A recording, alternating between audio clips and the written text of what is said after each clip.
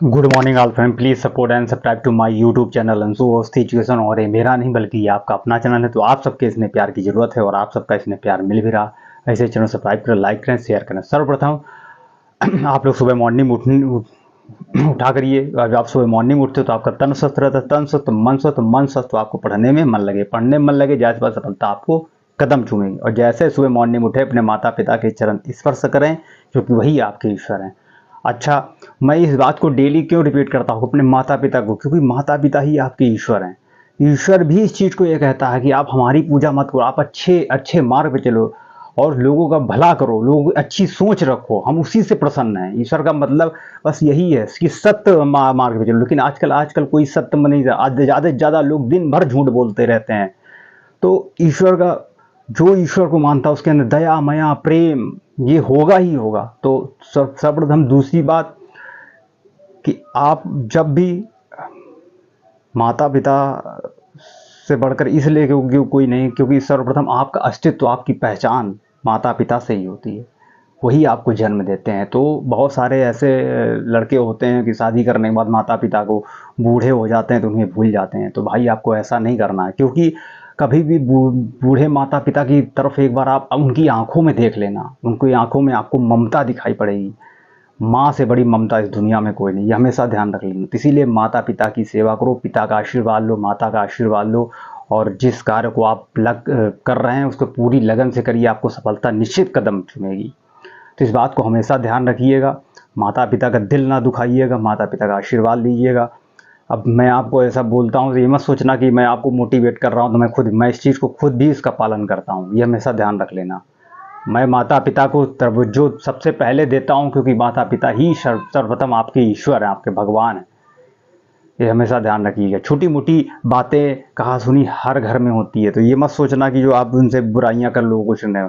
छोटी मोटी बातों को इग्नोर करो, हमेशा माता पिता से कभी लड़े नहीं, और जरा सा वो हो जाए तो उससे कुछ नहीं है, लेकिन हमेशा प्यार से रहें। चलिए टाइम न वेस्ट करते हुए डायरेक्ट क्वेश्चन पे आते हैं, और आप लोग भी सपोर्ट करते चलिए। मेरा चैनल स्टार्ट करने का बस एक ही उद्देश्य है, सभी पढ़ें सभी बढ़ें।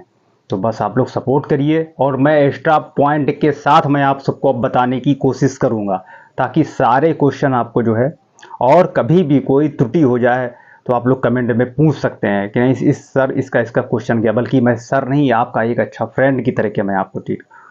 चलिए पहला प्रश्न, अभी हाल ही में अंतर्राष्ट्रीय बौनापन जागरूकता दिवस कब मनाया गया?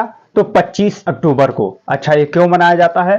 तो हर साल 25 अक्टूबर को मनाया जाता है। बौनेपन से प्रभावित लोगों से जीवन और उनकी चुनौतियों को उजागर करता है। अच्छा, अभी तक कौन कौन से दिवस मनाए गए वो आपको मैं बताता हूं। 1 अक्टूबर को बुजुर्ग बुजुर्ग व्यक्तियों का अंतर्राष्ट्रीय दिवस, अंतर्राष्ट्रीय काफी दिवस, विश्व शाकाहारी दिवस मनाया गया। 2 अक्टूबर को अंतर्राष्ट्रीय अहिंसा दिवस। 3 अक्टूबर को जर्मन एकता दिवस मनाया गया। 4 अक्टूबर को विश्व पशु दिवस। 5 अक्टूबर को विश्व शिक्षक दिवस। 6 अक्टूबर को विश्व सेरेब्रल पाल्सी दिवस। 7 अक्टूबर को विश्व कपास दिवस। 8 अक्टूबर को भारतीय वायुसेना का स्थापना दिवस। 9 अक्टूबर को विश्व डाक दिवस मनाया गया। 10 अक्टूबर को विश्व मानसिक स्वास्थ्य दिवस। 11 अक्टूबर को अंतर्राष्ट्रीय बालिका दिवस। 12 अक्टूबर को विश्व डांडिया दिवस, गठिया दिवस। 14 अक्टूबर को विश्व मानक दिवस। 15 अक्टूबर को विश्व छात्र दिवस, अंतर्राष्ट्रीय ग्रामीण महिला दिवस। 16 अक्टूबर को विश्व खाद्य दिवस, वर्ल्ड एनेस्थीसिया डे, एनएसजी का स्थापना दिवस। 17 अक्टूबर का अंतर्राष्ट्रीय अभिधम्ब दिवस। 29 अक्टूबर को विश्व बाल चिकित्सा हड्डी और जोड़ दिवस। 20 अक्टूबर को विश्व सांख्यिकी दिवस, विश्व ऑस्टियोपोरोसिस दिवस। 21 अक्टूबर को विश्व आयोडीन अल्पता दिवस, पुलिया स्मृति दिवस। 22 अक्टूबर अंतर्राष्ट्रीय हकलाना जागरूकता दिवस, सुनने की शक्ति। 23 अक्टूबर को मूल दिवस। 24 अक्टूबर को विश्व पोलियो दिवस, आईटीबीपी का स्थापना दिवस। इतने दिवस अक्टूबर के अभी तक मनाए गए। चलिए नेक्स्ट, अभी हाल ही में भारत के मुख्य चुनाव आयुक्त ने किस देश के केंद्रीय आयोग के साथ एमओयू पर साइन किया है?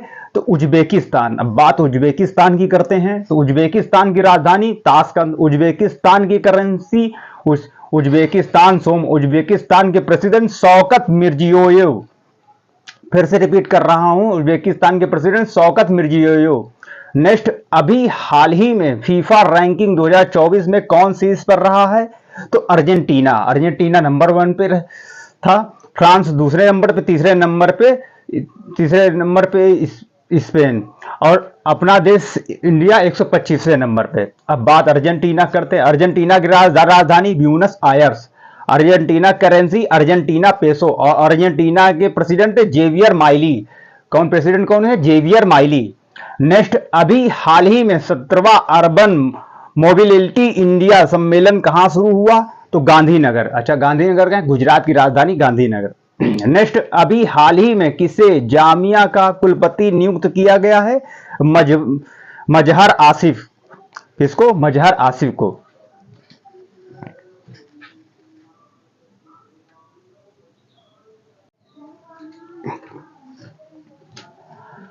अभी हाल ही में किस राज्य सरकार ने कक्षा 10 के लिए उत्तीर्ण अंक कम करने का प्रस्ताव रखा है? तो महाराष्ट्र। अब बात महाराष्ट्र की करते हैं। तो महाराष्ट्र की राजधानी मुंबई, महाराष्ट्र के मुख्यमंत्री एकनाथ शिंदे और महाराष्ट्र के गवर्नर सीपी राधाकृष्णन। अच्छा, बात अब महाराष्ट्र की एक्स्ट्रा पॉइंट की करते हैं। तो प्रधानमंत्री मोदी ने महाराष्ट्र के अमरावती में पीएम मित्रा पार्क की आधारशिला रखी। यूनिफाइड पेंशन स्कीम लागू करने वाला पहला राज्य महाराष्ट्र बना। महाराष्ट्र के नासिक में 80% आरक्षण के साथ जनजाति विश्वविद्यालय स्थापित किया जाएगा। महाराष्ट्र में मोदी में आचार्य चाणक्य कौशल विकास कौशल योजना शुरू की। महाराष्ट्र ने कारागार में सुधार सेवा विधेयक को मंजूरी दी। ये महाराष्ट्र के एक्स्ट्रा पॉइंट थे। चलिए नेक्स्ट, अभी हाल ही में एडीबी ने किस राज्य में 500 मेगावाट सौर संयंत्र के लिए 434 मिलियन अरब डॉलर की ऋण को मंजूरी दी है? तो असम। अब बात असम की करते हैं। तो असम की राजधानी दिसपुर, असम के मुख्यमंत्री हेमंता बिस्वा, असम के गवर्नर लक्ष्मण आचार्य। अच्छा, अब बात एबीडी क्या है? आप लोग समझ में आते। ADB Asian development bank. अच्छा, इसकी स्थापना कब हुई? 1966 में। और इसके हेड कौन है? तो मतास्कू अस्कावा। कौन है हेड? मतास्कू अस्कावा। कभी कभी ये पूछ लेता है एडीबी क्या है, तो कभी आप समझ नहीं पाएंगे। एडीबी एक पूरे विश्व में जो है लोगों को ऋण देता है, जो इसी का फुल फॉर्म है एशियन डेवलपमेंट बैंक, जिसे हम एडीबी मतलब शॉर्ट में कहते हैं, एशियन डेवलपमेंट बैंक हिंदी में। चलिए, अब बात असम की करते हैं, असम के एक्स्ट्रा पॉइंट की। असम के मुख्यमंत्री ने मिशन वसुंधरा 3.0 लॉन्च किया है। असम में काटी बिहू त्योहार मनाया गया। टाटा की सेमीकंडक्टर इकाई का निर्माण कार्य मौरी गांव असम में शुरू हुआ। असम ने पहली बार आधिकारिक तौर पर मिथुन का पंजीकरण किया गया। असम में लव जिहाद के दोषी उम्र कैद की सजा दी जाएगी। ये असम के म्यूजियम को यूनेस्को की विश्व धरोहर सूची में शामिल किया गया। ये असम के एक्स्ट्रा पॉइंट है। चलिए नेक्स्ट, अभी हाल ही में किसने 21वें पशुधन गणना अभियान का शुभारंभ किया है? तो श्री राजीव रंजन ने, पशुपालन मंत्री हैं। तो नेक्स्ट, अभी हाल ही में कहां अंतरराष्ट्रीय गीता महोत्सव 2024 का आयोजन किया जाएगा? तो कुरुक्षेत्र। नेक्स्ट, अभी हाल ही में किस देश ने वैश्विक गरीबी उन्मूलन के लिए आईएमएफ के साथ समझौते पर हस्ताक्षर किए हैं? तो यूएई। अच्छा, आईएमएफ क्या है? तो इंटरनेशनल मॉनिटरिंग फंड। शॉर्ट में कभी कभी क्वेश्चन पूछे आईएमएफ, तो आप लोग सोचते हो कि आईएमएफ क्या है? तो इंटरनेशनल मॉनिटरिंग फंड।